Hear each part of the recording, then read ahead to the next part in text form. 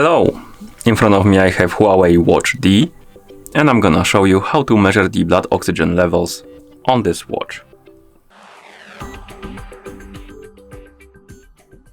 Before we start, if you want to get the most accurate results of your measurements, make sure to put your watch on your wrist, secure it tightly so it doesn't move around, and while you're measuring your blood oxygen levels, try not to move too much. Basically, try to put it somewhere here around your base of your wrist.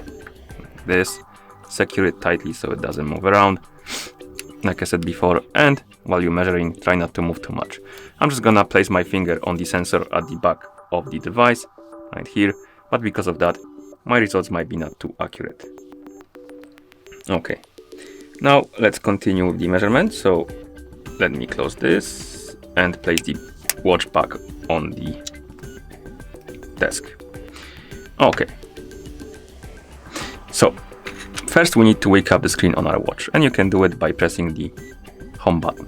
And after you wake up the screen, you can swipe left on the home screen to scroll through the list of custom cards, and one of them should be blood oxygen levels.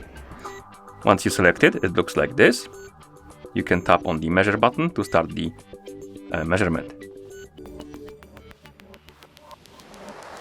And here we have our results.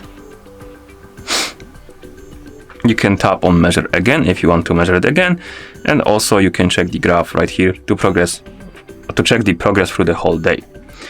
Another thing you can do is to open the menu by pressing the home button, and here you can scroll down and find the SpO2 icon, basically blood oxygen levels, and you can tap on it to open this widget. Okay, and that's how you measure the blood oxygen levels on this watch. Thank you for watching.